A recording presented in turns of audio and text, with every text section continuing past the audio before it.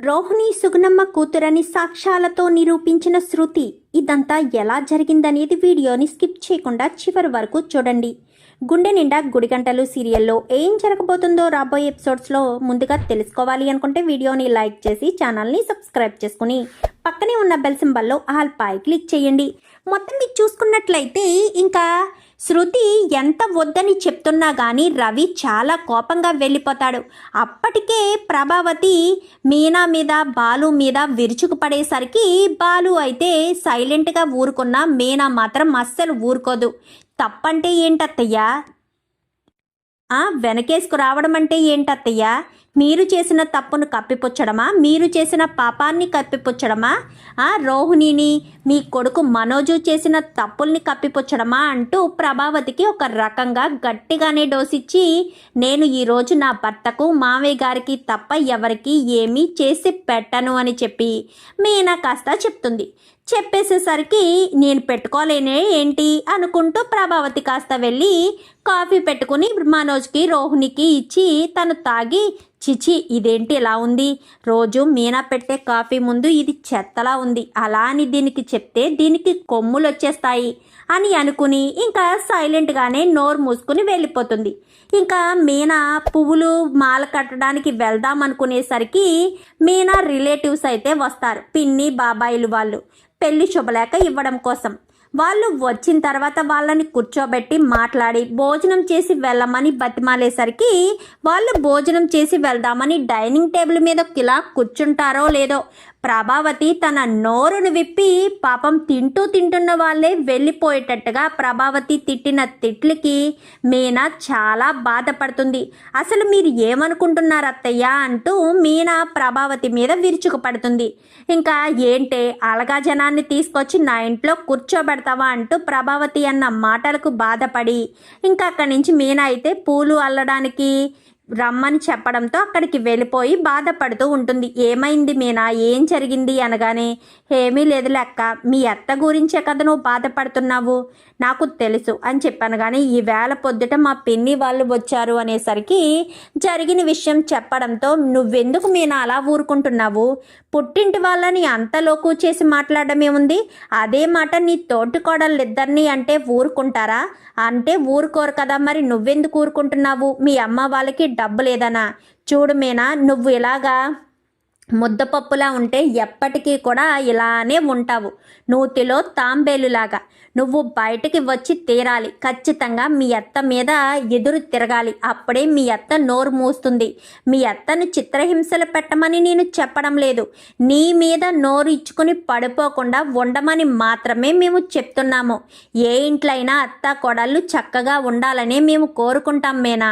కానీ మీ అత్తగారు నువ్వు ఎన్ని సేవలు చేసినా ఏం చేసినా కానీ మీ అత్తగారు నిన్ను ఏదో ఒకటి అంటూనే ఉంటుంది. అందుకే నువ్వు తగిన గుణపాఠం చెప్పాలి అని చెప్పి వాళ్ళు అనేసరికి ఏంటక్క ఎలా అంటున్నారు అనగానే, చూడు మీనా, అంతా నీ మంచి కోసమే చెప్తున్నాము, ఎదురు తిరగమని చెప్తున్నాము అంతే తప్ప మీ అత్తని ఏదో చెయ్యమని కాదు, నిన్నొక మాట అనకుండా ఉండేటట్టు చూసుకోమని చెప్తున్నామంతే అంటూ చెప్పేసేసరికి సర్లేక అంటూ పూలమాల కట్టేసి మీనా కాస్త ఇంటికి వెళ్తుంది.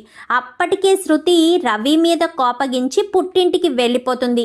వెళ్ళిపోయిన శృతిని బతిమాలడానికి రవి ఫోన్ చేద్దామనుకుంటే ప్రభావతి ఫోన్ చెయ్యొద్దు అని చెప్పడంతో రవి సైలెంట్గా ఊరుకుంటాడు. మీనా ఫోన్ చేసి చెప్పేసరికి సరే వదిన, చాలా థ్యాంక్స్ వదిన అని చెప్పి రవికి కొంచెం ధైర్యం ఇస్తుంది మీనా. ఇంకా ఇలా ఫోన్ మాట్లాడుకుని ఇంటికి వచ్చేసరికి ప్రభావతి ఇటు మనోజ్ ఇద్దరు కూడా మాట్లాడుకుంటారు. తనకి కోల్డ్ చేయడంతో చికెన్ సూప్ తాగితే దెబ్బకి ఎగిరిపోతుందిరా, చికెన్ సూప్ ఎవరు చేస్తారు? నువ్వు చేస్తావా? నేనెందుకు చేస్తానురా, ఉంది కదా ఇంటి పని మనిషే చేస్తుంది అని మీనా అని చెప్పాను. కానీ ఆవిడ ఇంట్లో ఎక్కడుంది అనేసరికి ఈలోపు బయట నుంచి మీనా వస్తుంది. ఏంటే ఎక్కడికి వెళ్ళావు అనగానే, పూలు మాల కట్టడానికి వెళ్ళానత్తయ్య. ఏమైంది? ఎక్కడికి వెళ్ళకూడదా? ఇంట్లో పనులన్నీ పూర్తి చేసే కదా నేను వెళ్ళాను, మరి ఎందుకు పదే పదే నన్నే మాటలంటూ ఉంటారు. సరే వెళ్ళి చికెన్ తీసుకురాను కానీ చికెనా ఇప్పుడా? అవును, చికెన్ చేసి సూప్ చేసి పట్టుకురాను కానీ ఎవరికేంటి అని చెప్పనేసరికి మనోజ్కి కోళ్ళు చేసింది, అందుకే చికెన్ సూప్ తాగితే తగ్గుతుంది అనగానే, అయితే మీ పెళ్ళానికి ఫోన్ చేసి రమ్మని చెప్పి చికెన్ సూప్ చేయమనండి, వస్తూ వస్తూ చికెన్ కూడా తీసుకురమ్మనండి అనగాని, ఏం మాట్లాడుతున్నావు? నా భార్య ఎందుకు చేయాలి? నా భార్య ఏమి నీలా పూలు మాల కట్టుకుంటూ ఉండదు.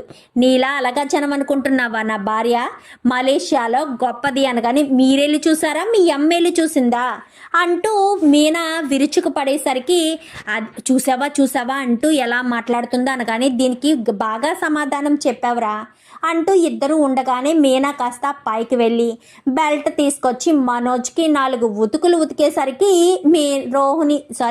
ప్రభావతి కాస్త డైనింగ్ టేబుల్ కిందకి వెళ్ళి మరీ దాక్కుంటుంది. దాక్కోవడంతో ఇదేంటిది ఇలా విరుచుకు పడుతుంది నా కొడుకు మీద అని అనుకుంటూనే, వదిలే మీనా, ఇంకెప్పుడు నీకే పని చెప్పను, నా భార్యతోనే చేయించుకుంటాను, ఎప్పుడు చెప్పను అంటూ ఇంకా మీనా కొట్టినట్టు కూర్చుని దివాన్ కాటు మీద కూర్చుని ఒకేసారి పగలబడి నవ్వుతుంది. అప్పుడే బాలు వస్తాడు, ప్రభావతి, మనోజ్ అందరూ అక్కడే ఉంటారు. అక్కడే ఉండేసరికి, ఏమైంది మీనా, ఎందుకంత అలా నవ్వుతున్నావు అనగాని, ఏమీ లేదండి అనేసరికి, ఏమైంది అంటూ అడగడంతో ఇంకా మీనా బాలుకు మాత్రమే చెవులో చెప్తుంది. ఏంటి నిజమా అనగానే, అవునండి నాకు అలా కల వచ్చింది అనేసరికి, ఏంటి పట్టపగటే అలా కూర్చుని ఆలోచిస్తూ ఉంటే కలొచ్చింది మీనా, కలొచ్చిందండి అని చెప్పనేసరికి మీనా బాలు నవ్వుకుంటారు. ఏమైందిరా అని చెప్పాను కానీ, ఏమీ లేదులే నాన్న, మీనాకేదో జోక్ గుర్తొచ్చిందంట అందుకు నవ్వుకుంటుంది అనగానే, సరే వెళ్ళి చికెన్ సూప్ చేసుకురా అని చెప్పనేసరికి మీనా బాలు ఒకరు చూసుకుంటారు. ఇప్పుడు చికెన్ సూప్ లేకపోతే వీడు ప్రాణాలు పోతాయేంటి? పార్లలమ్మ వచ్చాక చేయించుకోరా, లేదా బయట నుంచి ఆర్డర్ పెట్టించుకో, మీనా చెయ్యదు అని చెప్పి బాలు చెప్తాడు. ఇంకా శృతి కోసం రవి ఫోన్ చేస్తాడు. ఫోన్ చేసేసరికి రవి అయితే ఎన్నిసార్లు ఫోన్ చేసినా శృతి ఫోన్ లిఫ్ట్ చేయదు. ఫోన్ లిఫ్ట్ చేయకపోయేసరికి శృతి గురించి డైరెక్ట్గా వెళ్ళాలని శృతి అనుకుంటూ ఇంటికి వెళ్ళిపోతాడు. ఏంటి నా కూతుర్ని తరిమేసేసి ఇప్పుడు ఇంటికి వచ్చావా అనగాని, ఏం మాట్లాడుతున్నారు ఆంటీ, నేను శృతిని తరిమేయడం ఏంటి? నాకు ఎమర్జెన్సీ వర్క్ ఉంది, నేను ఈరోజు లీవ్ పెట్టడం కుదరదు, హాస్పిటల్కి మా వదిన్ని తీసుకువెళ్ళమని చెప్తాను అని చెప్పాను, అంతే, ఆ మాత్రం దానికే తరిమేశాను అంటారేంటి? నేను ఏమీ చేయలేదు అంటూ మాట్లాడేసరికి, ఏమీ చెయ్యకుండానే నా కూతురు ఇక్కడికి వచ్చేసిందా ఏంటి? శృతి అంటూ పిలుస్తూనే ఉంటాడు. ఈలోపు శృతి వస్తుంది. ఎందుకు ఇక్కడికి వచ్చి కేకలు వేస్తున్నావు? ఉదయం నన్ను పట్టించుకోమంటే పట్టించుకోకుండా వెళ్ళిపోయావు కదా. అది కాదు శృతి, నువ్వు నన్ను అర్థం చేసుకోకపోతే ఎవరు అర్థం చేసుకుంటారు చెప్పు. రేపన్నా రోజున మనం రెస్టారెంట్ పెట్టేంత వరకైనా సరే మనం ఎక్కడో చోట వర్క్ చెయ్యాలి కదా. ప్లీజ్ శృతి, నువ్వే అర్థం చేసుకోకపోతే ఎలాగా అని చెప్పాను కానీ, అది కాదు రవి, నువ్వు నన్ను అర్థం చేసుకోలేదు, నేను ఇంకా ఇంటికి రాను, నేను ఇక్కడ ఈ ఇంట్లోనే ఉంటాను, నీకు నాకు ఏ బంధం లేదు అని చెప్పి అంటూ ఉండగానే, అవునా, నీ కోసం నేను ఒక గిఫ్ట్ తీసుకొచ్చాను అనేసరికి, ఏం గిఫ్టు అంటూ మాట్లాడేసరికి, ఏంటి నా కూతురి గిఫ్ట్లు పడిపోతుంది అనుకుంటున్నావా అంటూ శోభ మాట్లాడుతుంది. నువ్వు ఉండమ్మా, రవి నా కోసం ఏదో ప్రేమగా తీసుకొచ్చాను అని చెప్తున్నాడు కదా, మరి నువ్వెందుకు మధ్యలో దూరిపోతావు అంటూ ఇంకా శృతి అనేసరికి, రింగ్ తీసుకొచ్చాను అనగాని, ఏంటి రింగ్ తీసుకొచ్చావా అనుకుంటూ గబగబా కిందకు వచ్చేస్తుంది. శృతిది పెళ్ళైనా కానీ చిన్నపిల్ల మనస్తత్వం, చిన్న గిఫ్ట్లకే సంతోషపడుతుంది, అందులోనూ రవి చూపించే ప్రేమకు ఇంకా సంతోషపడుతుంది. ఇంకా రింగ్ తీసుకొచ్చేసరికి, ఏది ఇవ్వు పెట్టు అనగానే ఇలా రింగు తీసి చేతికి పెట్టడంతో, వావ్ సూపర్ ఉంది, నా చేతికి బాగా ఫిట్ అయింది అంటూ మాట్లాడేసరికి, అవును నీ చేతికి బాగా ఫిట్ అవుతుందని నాకు తెలుసు, అందుకోసమని ఈ రింగ్ తీసుకొచ్చాను అనేసరికి, సరే రవి పద వెళ్దాం అనగాని, అదేంటమ్మా శృతి, శాశ్వతంగా ఇక్కడే ఉండిపోతాను అని వచ్చావు మళ్ళీ వెళ్ళిపోతున్నావేంటి? ఏంటి మమ్మీ జోక్ చేస్తున్నావా? శాశ్వతంగా ఇక్కడెందుకు నేను ఉండిపోతాను? ఇక్కడ ఉండిపోవాల్సిన అవసరం నాకు లేదు, నేను నా భర్త దగ్గరికే వెళ్ళిపోతానని. ఎలా అయితే ఎంత ఉత్సాహంగా వచ్చిందో అంతే ఉత్సాహంగా శృతి ఇంటికి వెళ్ళిపోతుంది. వెళ్ళిపోయేసరికి శృతిని తీసుకుని రవి వెళ్ళడంతో శృతి రావడం చూసి ప్రభావతి షాక్ అయిపోతుంది.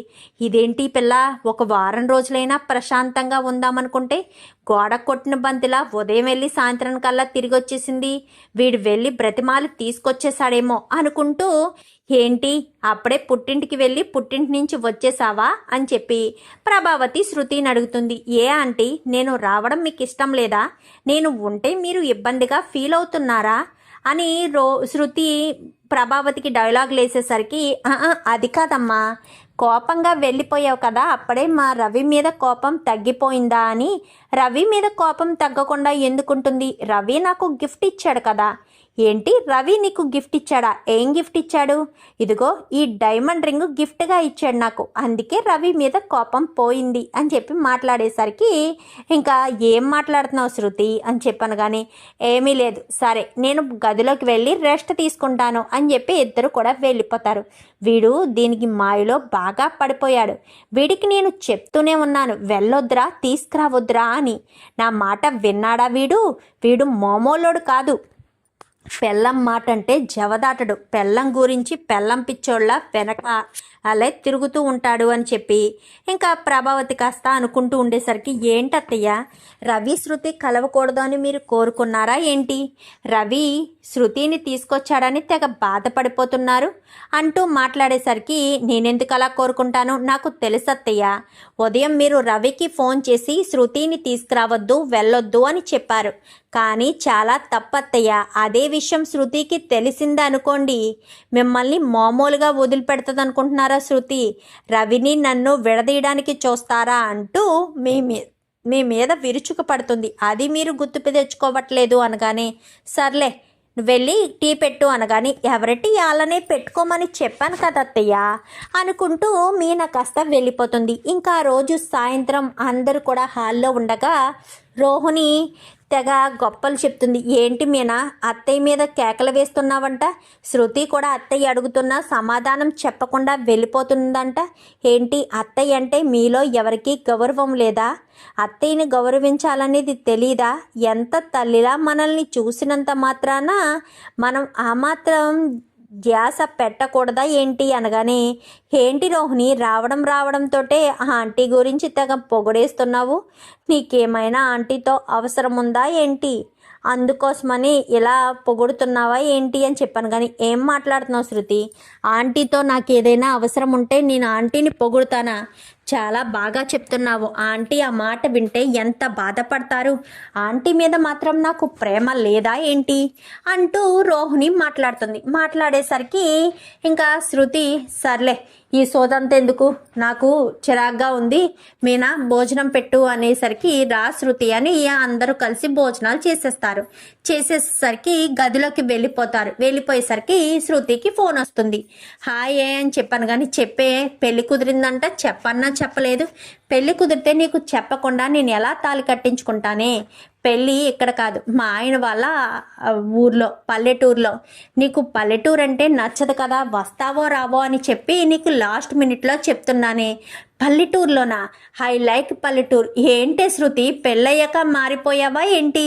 లేదే, నేను మా గ్రాని వాళ్ళ ఇంటికి వెళ్ళాను, అదే రవి వాళ్ళ నానమ్మ వాళ్ళ ఇంటికి వెళ్ళాను. అప్పటి వరకు పల్లెటూరు అంటే నాకు అస్సలు నచ్చేది కాదు. ఆ ఇంటి వాతావరణం, ఆ పల్లెటూరు నాకు చాలా బాగా నచ్చాయి. ఎక్కడా పెళ్ళి, నేను వస్తాను అనేసరికి, మరి నీ హస్బెండ్తో వస్తావా? నోనో, రవికి ఖాళీ ఉండదు, తను రెస్టారెంట్లో బిజీగా ఉంటాడు, నేను మాత్రమే వస్తాను అనగానే, కేపీ పాలెంలోనే పెళ్ళి, శుభలేఖ నీకు పెడుతున్నాను అని చెప్పి శుభలేఖను కాస్త పెట్టేసేసరికి రవి అని మరుసటి రోజు రవికి చెప్పి, నేను పెళ్ళికి వెళ్తున్నాను రవి, నేను రావడానికి 2 days పడుతుంది అనగానే, సరే శృతి ఫోన్లో టచ్లో ఉండనగానే సరే అని.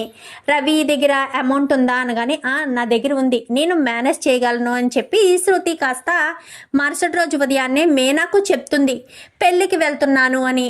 ప్రభావతికి సత్యానికి చెప్తుంది పెళ్ళికి వెళ్తున్నానని. కానీ ఏ ఊరు అని వాళ్ళు అడగరు, శృతి కూడా చెప్పే ప్రయత్నం చెయ్యదు. ఇంకా రోహిణి పార్లర్కి వెళ్ళిపోతుంది. శృతి అలా అలా బయలుదేరి వెళ్ళిపోతుంది ఆ పెళ్ళికి. రోహిణి పార్లర్కి వెళ్ళిపోయిన తర్వాత చింటూకి ఫుల్గా ఫీవర్ వచ్చేస్తుంది. ఎందుకంటే తను అర్ధరాత్రి పూట ఏదో ఒక పేడకల రావడంతో అల్లిపోయి తనకి ఫీవర్ ఫుల్గా వచ్చేస్తుంది. ఎంత జ్వరం కంట్రోల్ చేయాలనుకున్నా అమ్మ అమ్మ అంటూ ఇంకా అమ్మను తలుచుకుంటూ ఫీవర్ ఫుల్గా ఉండడంతో తగని తప్పని పరిస్థితిలో సుగుణమ్మ అయితే రోహిణికి ఫోన్ చేస్తుంది. అమ్మ రోహిణి అని చెప్పాను కానీ ఏంటమ్మా అంటూ రోహిణి సుగుణమ్మతో మాట్లాడుతుంది. చింటూకి అస్సలు బాగోలేదమ్మా, రాత్రి నిద్రలో కలవాట్లు పలికాడు. నిన్ను చూడాలని అమ్మ అమ్మ అంటూ కలవరిస్తున్నాడమ్మా, కొంచెం వీలు చూసుకుని రాగలవా అని చెప్పాను కానీ ఇప్పుడా నువ్వు ఈరోజు వస్తే ఈరోజు నీ కొడుకు లేచి కూర్చుంటాడు, రేపు వస్తే రేపటి వరకు ఇలాగే జ్వరంతో వణికిపోవాలి అనగానే సరేనమ్మా అని చెప్పి ఇంకా రోహిణి కాస్త బయలుదేరి వస్తుంది. ఇంకా శృతి వెళ్ళిపోయింది కదా అందరితో పాటు జాలీగా కారులో అందరితో పాటు వెళ్ళిపోయిన తర్వాత ఏంటే ఇంట్లోనే కూర్చోబెడతావా ఏంటి, మీ వాళ్ళు ఎవరొకరికి చెప్పి నీకు విడుదల ఇచ్చారు కదా, ఎవరొకరితో మాకు పంపించి ఊరంతా చూపించవే అని చెప్పాను కానీ కుండు నేను అది ఆయనకి ఫోన్ చేసి ఎవరినొకరిని పంపించమని చెప్తాననేసరికి పెళ్లి కొడుకుకి ఫోన్ చేసి ఎవరినొకరిని పంపించమంటే ఒక తెలుసున్న వాడిని పంపిస్తాడు. పంపించేసరికి ఇంకా అతను మొత్తం ఊరంతా తిప్పుతూ చూపిస్తూ ఉంటాడు. అప్పుడే రోహిణి ఇంటికి వస్తుంది.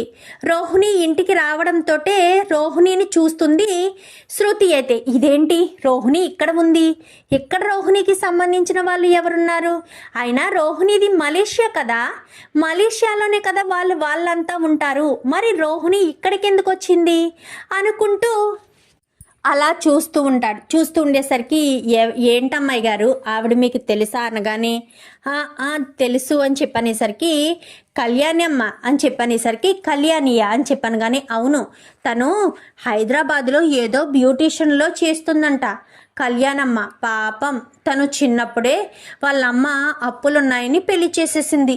పెళ్లి చేసేసేసరికి పెళ్ళైన ఒక సంవత్సరానికే వాళ్ళ ఆయన చనిపోయాడు. ఒక బిడ్డతో వాళ్ళ అమ్మ ఇక్కడే ఉంటుంది. కళ్యాణమ్మ అప్పుడప్పుడు వచ్చి బిడ్డను చూసుకుని తల్లిని చూసుకుని వెళ్తూ ఉంటుంది. బాబుకి ఒంట్లో బాగోలేదని నిన్నెప్పుడో సుగుణమ్మ పిన్ని చెప్పింది, అందుకే వచ్చుంటుంది అని చెప్పనేసరికి అంటే ఆ పిల్లోడు ఆ కళ్యాణి కొడుకా అని చెప్పాను కానీ అవును తన కొడుకే అని చెప్పనేసరికి ఒక్కసారిగా శృతికి షాక్ కొట్టినంత పని అవుతుంది. రోహిణికి పెళ్లి జరిగిందా, పైగా కళ్యాణి అంటున్నాడేంటి, అంటే ఊర్లో తన పేరు కళ్యాణియా, అక్కడ రోహిణినా, తిను ఒక అమ్మాయే కదా అని ఫోటో ఒకటి చూపించేసరికి ఈ అమ్మాయి గురించే కదా మీరు చెప్పింది ఇప్పటి వరకు అనగానే అవును ఈ అమ్మాయి గురించే కళ్యాణి అమ్మ అని చెప్పనేసరికి ఇంకా ఒక్కసారిగా శృతికి ఆశ్చర్యం ఏంటి షాకు అవుతుంది. అయ్యేసరికి సర్లే అని ఇంకా రూమ్కి వెళ్ళిపోయిన తర్వాత కూడా శృతి అదే ఆలోచనలో ఉంటుంది. అదే ఆలోచనలో ఉండేసరికి ఏంటే ఏమైందే అని చెప్పాను కానీ ఏమీ లేదు అని చెప్పి అతను ఒకసారి ఇందాక వచ్చాడు కదా అతను ఒకసారి పిలుస్తావా అని చెప్పాను కానీ ఉండు పంపించమని చెప్తాను అని వెంటనే మళ్ళీ పెళ్ళికొడుకు ఫోన్ చేయడంతో అతన్ని పంపిస్తారు. ఏంటమ్మా అనగానే ఇందాక నువ్వు చెప్పావే కళ్యాణి అమ్మ అని ఆ ఇంటికి ఒక్కసారి తీసుకువెళ్ళవా, ఈ స్ట్రీట్లు అవి నాకు తెలీదు అనేసరికి సరే అని అక్కడికి వెళ్తారు. వెళ్ళేసరికి ఇంకా సుగుణమ్మను మామూలుగా అడగదు శృతి, చాలా బెదిరించినట్టు అడుగుతుంది. మీరు అబద్ధం చెప్తే మాత్రం నేను అస్సలు ఊరుకోను, రోహిణికి మీకు ఉన్న సంబంధం ఏంటి, తన పేరు కళ్యాణి అని నేను విన్నాను, తన పేరు కళ్యాణియా రోహిణియా అంటూ మాట్లాడి ఇలా వెనక్కి తిరగడంతో వీళ్ళ ముగ్గురిది గ్రూప్ ఫోటో అక్కడ కనిపించడంతో ఒక్కసారిగా షాక్ అయిపోతుంది శృతి. అయితే ఓహో క్లారిటీ వచ్చింది, అంటే శృతి నేను విన్నది నిజమేనన్నమాట, రోహిణి మీ అమ్మాయి కొడుకే చింటూ, తనకు ముందే పెళ్లి జరిగింది. వావ్ సూపర్, ఎన్ని అబద్ధాలు చెప్పింది, ఎంత మోసం చేసింది, అంటే మలేషియా అది ఇది అని చెప్పిందంతా కూడా అబద్ధమేనన్నమాట. తను మలేషియాలో ఉన్నది అబద్ధం, మలేషియా అని చెప్పింది అబద్ధమే. ఒకటి కాదు రెండు కాదు, ఆంటీని మోసం చేసి చాలా అబద్ధాలే చెప్పిందే శృతి. సూపర్గా రోహిణి అన్ని అబద్ధాలు భలే కట్టుకథల్లా చెప్పింది. పాపం అని చెప్పి అక్కడి నుంచి అమ్మ అని చెప్పాను. కానీ మీరు ఏం చెప్పినా నేను వినను. ఆల్రెడీ నాకు నిజం తెలిసిపోయింది. తను ఇంట్లో చెప్తున్న విషయాలు, తను ఇంట్లో ఇస్తున్న బిల్డప్ చూసి నేను నిజంగా మలేషియా నుంచి వచ్చిందనే అనుకున్నాను. ఇప్పుడు నిజ స్వరూపం తెలిసాక నేనెందుకు సైలెంట్గా ఊరుకుంటాను? అస్సలు సైలెంట్గా ఊరుకోను. నిజాన్ని ఖచ్చితంగా బయట పెట్టి తీరతాను అని చెప్పి ఇంకా శృతి అక్కడి నుంచి వెళ్ళిపోతుంది. సుగుణమ్మకు నిజం చెప్పాలా వద్దా? రోహిణికి నిజం చెప్తే రోహిణి కంగారు పడుతుంది. చెప్పాలా వద్దా అనుకుంటూనే ఈలోపు చెప్దామని ఫోన్ తీసేసరికి చింటూ మళ్ళీ అమ్మ అమ్మ అనేసరికి ఫోన్ పక్కన పెట్టేస్తుంది. మర్చిపోతుంది ఆ విషయం. కొంచెం అల్జీమర్స్ కూడా ఉండడంతో గత విషయం మర్చిపోయేసరికి ఇంకా ఆ విషయం మర్చిపోవడంతో ఇది పెళ్లి పూర్తి చేసుకుని సరాసరి ఇంటికి వెళ్తుంది. ఇంటికి వెళ్ళడంతో సాయంత్రం వరకు వెయిట్ చేసి ఇంట్లో వాళ్ళందరితో మాట్లాడాలని పిలవడంతో అందరూ వస్తారు. నేను పెళ్ళికి వెళ్ళాను కదా, పెళ్ళికి వెళ్ళింది ఏ ఊరో చెప్పనా? నీకు బాగా తెలుసు రోహిణి అని చెప్పనేసరికి నాకు తెలుసా? ఏ ఊరు? మలేషియా వెళ్ళావా? మలేషియాయే. నువ్వు చెప్పే మలేషియానే వెళ్ళాను. మీ అమ్మను నీ కొడుకుని కూడా చూశాను. నేను వెళ్ళింది కేపీ పాలెం అని చెప్పనగానే ఒక్కసారిగా షాక్ అయిపోతుంది శృతి. కేపీ పాలెమా? సారీ, ఒక్కసారిగా షాక్ అయిపోతుంది రోహిణి. కేపీ పాలెమా అని చెప్పాను. కానీ అవును రోహిణి, కేపీ పాలెమే వెళ్ళాను. మీ అమ్మను చూశాను, నీ కొడుకును చూశాను. నువ్వు నీ కొడుకుకి జ్వరం వచ్చిందని హాస్పిటల్కి తీసుకువెళ్ళడము చూశాను. అన్నీ టోటల్గా చూశాను అనేసరికి ఒక్కసారిగా షాక్ అవుతుంది. ఏంటి, ఏం మాట్లాడుతున్నావు? నేనేంటి అనగానే నువ్వే మీ అమ్మతో పాటు అమ్మను చూడడం ఏంటి? వాళ్ళమ్మ చిన్నప్పుడే చనిపోయింది కదా, మీకు తెలిసిందే అంతే ఆంటీ. మీరు మలేషియా వెళ్ళి చూసారా? మలేషియాలో ఉన్న వాళ్ళ నాన్నతో మాట్లాడారా? కానీ నేను వాళ్ళ అమ్మతో మాట్లాడాను. వాళ్ళ ఫ్యామిలీ ఫోటో చూశాను. వాళ్ళ కొడుకుని కూడా ఎంతో ప్రేమగా ఆప్యాయంగా రోహిణి హాస్పిటల్కి తీసుకువెళ్ళడము చూశాను అంటూ చెప్పేసరికి ఏం మాట్లాడుతున్నావు శృతి అని చెప్పాను. కానీ నిజం మాట్లాడుతున్నాను మీనా, ఒక్కసారి ఇది చూస్తే అంత అర్థమవుతుంది అని చెప్పి ఫోటో చూపిస్తుంది. ఫోటో చూపించేసరికి ఇందులో ఏముంది? అందులో ఉన్నది చింటూ, పక్కన ఉన్నది సుగుణమ్మ గారు. ఇది వాళ్ళ ఇంటికి వెళ్ళింది. వాళ్ళ ఇంట్లో పోని ఇది అనుకోవచ్చు. ఫ్యామిలీ ఫోటో ఉంది చూడండి, ఫ్యామిలీ ఫోటో కూడా తీయించుకుని పెట్టుకుంటారా? వాళ్ళకి వీళ్ళకి రిలేషన్ లేకపోతేను అని చెప్పి మాట్లాడేసరికి ఏంటి రోహిణి, ఏంటిదంతా? నీకు ఆవిడికి సంబంధం ఏముంది? నీతో ప్రతిసారి ఆవిడ ఎందుకు నీ పక్కన ఉంటుంది? అసలు ఏంటి మీ ఇద్దరి మధ్య రిలేషను అని చెప్పాను. కానీ అది కాదు అత్తయ్య అని చెప్పాను. కానీ ఏది కాదు చెప్పు, చెప్తావా చెప్పవా? అసలు మీ ఇద్దరి మధ్య ఉన్న రిలేషన్ ఏంటి? మీరిద్దరూ దేని గురించి ఆలోచిస్తున్నారు? దేని గురించి ఇదంతా చేస్తున్నారు? అసలు ఏంటిదంతా చెప్పు అనగానే అది వచ్చి అని ఇంకా మాట తడబడుతూ ఉండగా చెంప పగలగొడుతుంది ప్రభావతి. నువ్వు గనక అబద్ధం చెప్పావనుకో అస్సలు ఊరుకోను అనగానే అవునత్తయ్య, మా అమ్మ నా కొడుకే అని చెప్పనేసరికి అవునత్తయ్య, నాకు ముందే పెళ్ళి జరిగింది, ఇంతవరకు వచ్చింది కాబట్టి శృతి కూడా నా గురించి అన్నీ తెలుసుకునే వచ్చింది కాబట్టి ఇంకా నేను అబద్ధం చెప్పడం అనవసరం. నాకు ఇంతకు ముందే పెళ్ళి జరిగింది, ఒక కొడుకు కూడా ఉన్నాడు. అయినా సరే మీ ఇంటి కోడల్ని అవ్వాలన్న ఆశతోనే ఇంటి కోడలుగా అడుగు పెట్టాను అంతే తప్ప నాకు వేరే ఉద్దేశము లేదు. మీ ఆస్తిని కాచేయాలని కూడా లేదు. నాకు ఉమ్మడి కుటుంబం కావాలి, అందరూ కలిసున్న కుటుంబం కావాలి, నాకంటూ జీవితం ఉండాలి. మా అమ్మ చేసిన తప్పు వల్ల నేను జీవితాన్ని కోల్పోయాను. ఆ చిన్న వయసులోనే పెళ్ళిళ్ళు చేసుకుని చాలా కష్టాలు అనుభవించాను. అందుకోసమని ఎవరైనా నా జీవితాన్ని మొదలు పెట్టాలి అన్న ఉద్దేశంతోనే నేను పెళ్లి చేసుకోవాల్సిన పరిస్థితి వచ్చింది అనేసరికి ప్రభావతి చెంప పగలగొట్టడంతో మనోజ్ అలా షాక్ అయి ఉండిపోతాడు. నడవ్వే బయటికి అంటూ మెడపట్టి బయటకు గెంటేస్తుంది ప్రభావతి. నాకు ఇక్కడి నుంచి వెళ్ళవలసిన అవసరం లేదు, నేను మనోజ్ భార్యని అని చెప్పనేసరికి రెండో భార్యవే నువ్వు మనోజ్కి భార్యవు అని ఎలా మాట్లాడగలుగుతున్నావు? రెండో భార్య అనగానే నా మొదటి భర్త చనిపోతేనే నేను రెండో పెళ్లి చేసుకున్నాను అంతే తప్ప నా మొదటి భర్త ఉండగానే నేను చేసుకోలేదు కదా, నన్ను తప్పు పట్టడానికి అంటూ రోహిణి తిరగేసి సమాధానం చెప్తుంది ప్రభావతికి. మరి రోహిణిని ఇంట్లో ఉండనిస్తారా, లేక ప్రభావతి మెడపట్టి బయటకు గెంటేస్తుందా? మనోజ్ను వదిలి వెళ్ళడానికి రోహిణి ఇష్టపడుతుందా? చూద్దాం. మరి రాబోయే ఎపిసోడ్స్లో ఎలాగా జరగాలని మీరు కూడా కోరుకుంటే వీడియో నచ్చితే లైక్ చేసి ఛానల్ని సబ్స్క్రైబ్ చేసుకుని పక్కనే ఉన్న బెల్ సింబల్లో ఆల్ పై క్లిక్ చేయండి. Thank you for watching.